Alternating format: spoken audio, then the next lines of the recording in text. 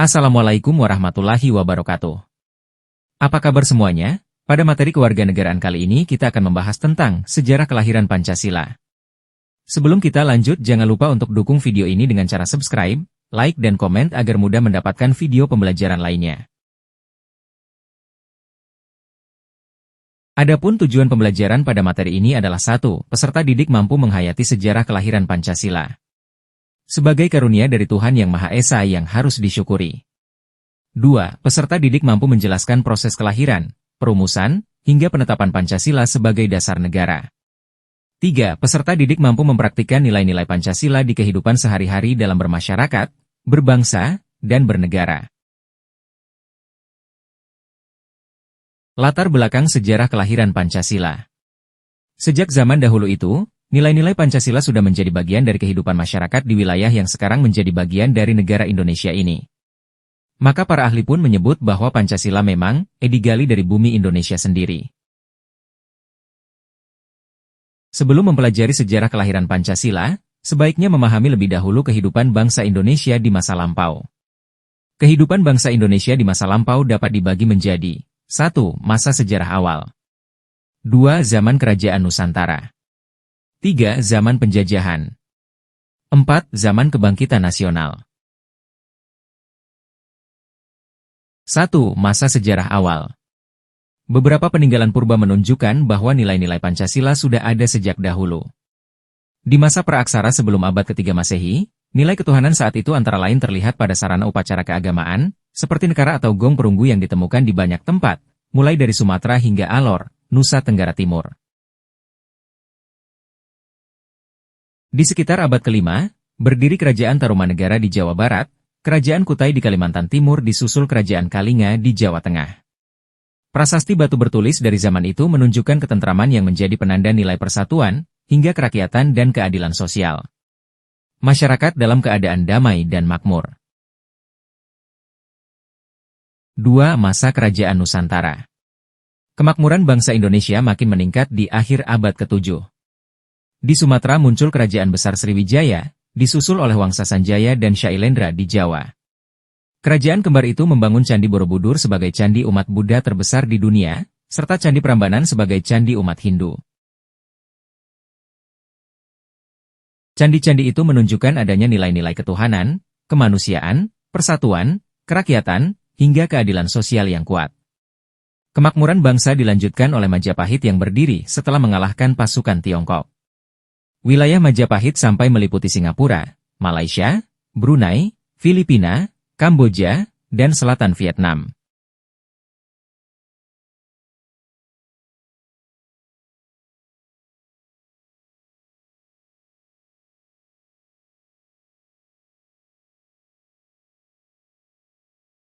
Setelah itu hadir kerajaan Islam seperti Samudra Pasai, Demak, hingga Ternate.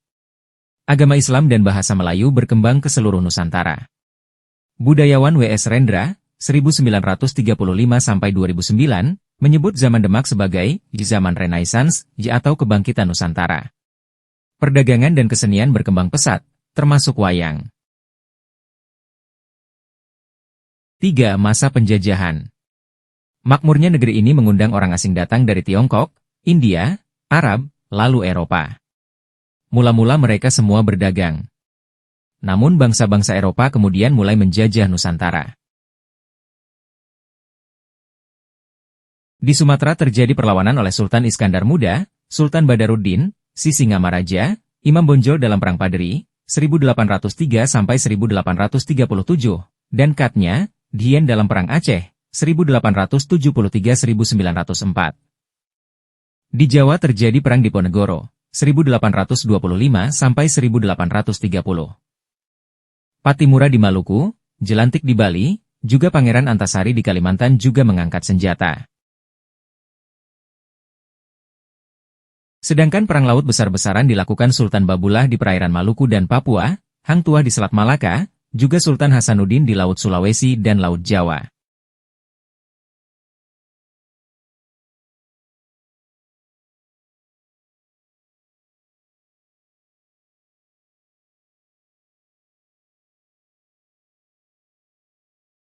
Empat. Masa Kebangkitan Nasional. Memasuki abad ke-20, upaya melawan penjajah tidak lagi dengan perang melainkan lewat gerakan politik. Budi Utomo yang diprakarsai Wahidin Sudirohusodo berdiri pada tanggal 20 Mei 1908. Disusul oleh Sarekat Islam pimpinan Cokro Aminoto, lalu Muhammadiyah pimpinan Kiai Haji Ahmad Dahlan dan Nahdlatul Ulama pimpinan Kiai Haji Hashim Asy'ari. Douwe Dekker, Cipto Mangunkusumo, dan Ki Hajar Dewantara Muda yang mendirikan Indische Partij diasingkan ke Belanda. Pulang ke tanah air, Ki Hajar Dewantara mendirikan Taman Siswa. Abdul Muiz, Marah Rusli dan para penulis Balai Pustaka berjuang melalui karya sastra, menyadarkan masyarakat agar terus berjuang untuk merdeka. Puncaknya adalah adanya Sumpah Pemuda tanggal 28 Oktober 1928, saat para pemuda bersumpah untuk bertumpah darah, berbangsa, dan berbahasa yang satu, yakni Indonesia. Setelah Sumpah Pemuda, nama Indonesia makin sering dipakai. B. Kelahiran Pancasila. Seperti setiap keluarga perlu punya rumah, maka setiap bangsa juga perlu punya negara termasuk bangsa Indonesia. Hingga pecah Perang Dunia Kedua tahun 1942, bangsa Indonesia belum punya negara. Indonesia saat itu masih dijajah Jepang. Dalam penjajahan tersebut, bangsa Indonesia sangat menderita. Hasil panen diambil paksa. Para pemuda dijadikan romusha, pekerja paksa yang terus disiksa. Para tokoh nasional juga makin gigih berusaha agar Indonesia segera merdeka. Usaha itu tidak sia-sia. Bangsa Indonesia patut bersyukur karena Tuhan Yang Maha Esa mengabulkan doa dan usaha tersebut. Kesempatan Indonesia untuk merdeka menjadi terbuka karena kekuatan Jepang sebagai penjajah mulai lemah.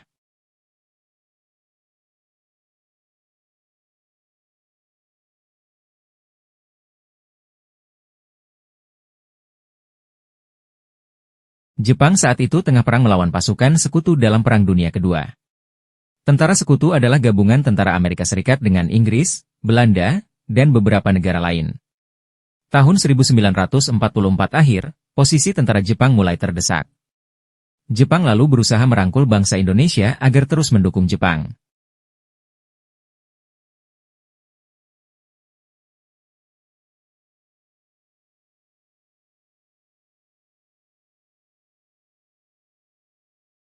Jepang membentuk lembaga yang dinamai Badan Penyelidik Usaha-Usaha Persiapan Kemerdekaan, BUP.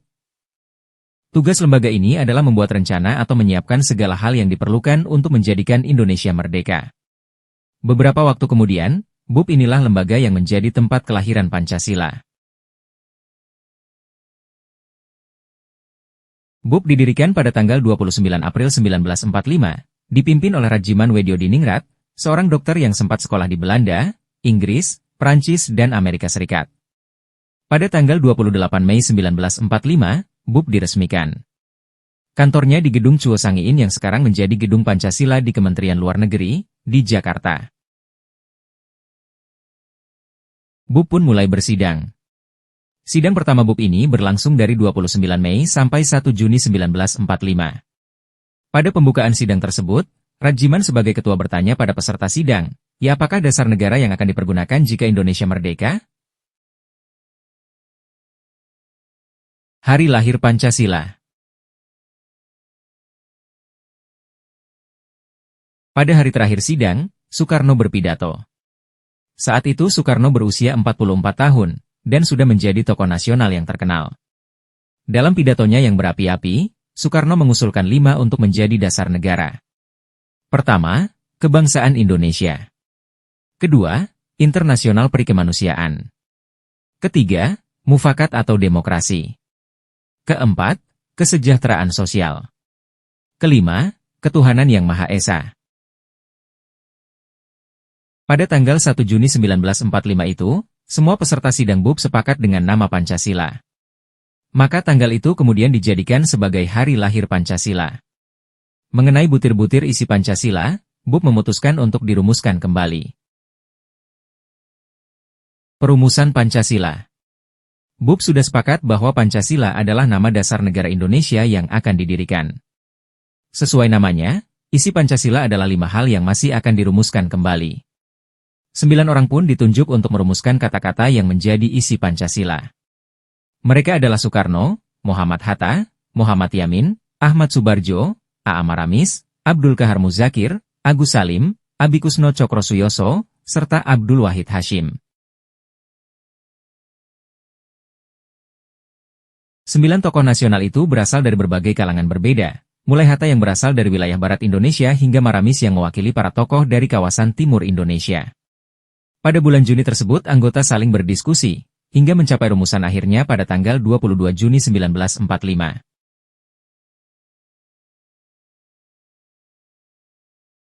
Berikut ini merupakan Panitia 9.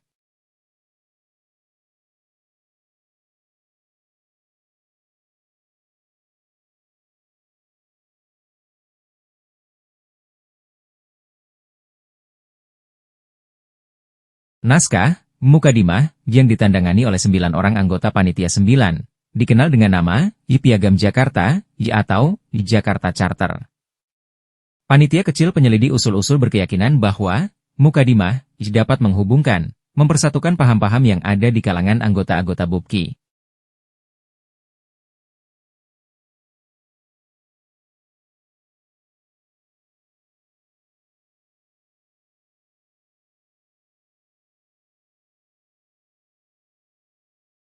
Selanjutnya, naskah, Mukadimah, tersebut dibawa ke sidang kedua BUPKI tanggal 10 sampai 17 Juli 1945. Pada tanggal 14 Juli 1945, Mukadimah disepakati oleh BUPKI. Dalam alinea keempat naskah Piagam Jakarta.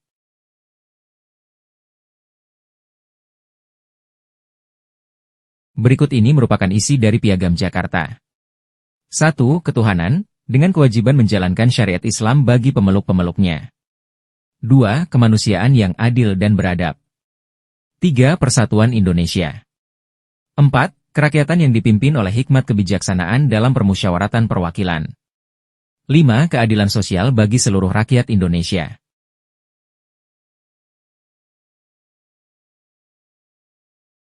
Rumusan dasar negara yang tercantum dalam naskah Piagam Jakarta tersebut dalam sidang PPKI tanggal 18 Agustus 1945 mengalami perubahan. Rumusan dasar negara yang diubah adalah sila pertama yang semula berbunyi, ketuhanan, dengan kewajiban menjalankan syariat Islam bagi pemeluknya, diubah menjadi, ketuhanan yang Maha Esa. Latar belakang perubahan sila pertama, menurut Muhammad Hatta bermula dari datangnya utusan Opsir Kaigun, Angkatan Laut Jepang. Mereka memberitahukan bahwa wakil-wakil Protestan dan Katolik dari wilayah yang dikuasai oleh Angkatan Laut Jepang merasa keberatan dengan bagian kalimat rumusan dasar negara dalam naskah Piagam Jakarta. Kalimat yang dimaksud adalah, ketuhanan, dengan kewajiban menjalankan syariat Islam bagi pemeluk-pemeluknya.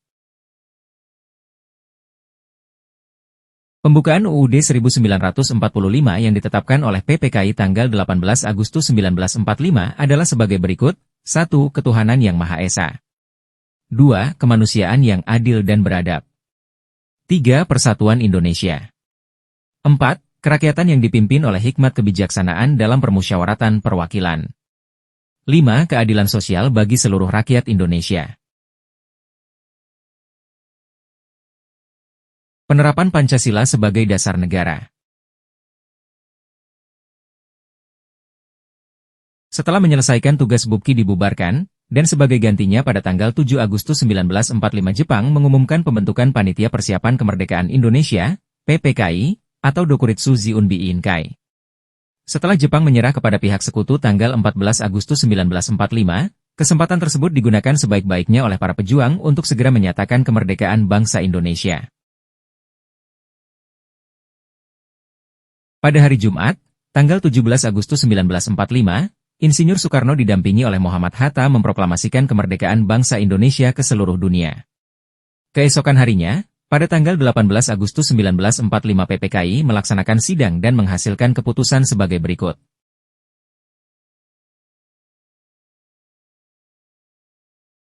1. Menetapkan UUD 1945. 2. Memilih Presiden dan Wakil Presiden, yaitu Insinyur Soekarno dan Muhammad Hatta. 3. Membentuk Komite Nasional Indonesia Pusat.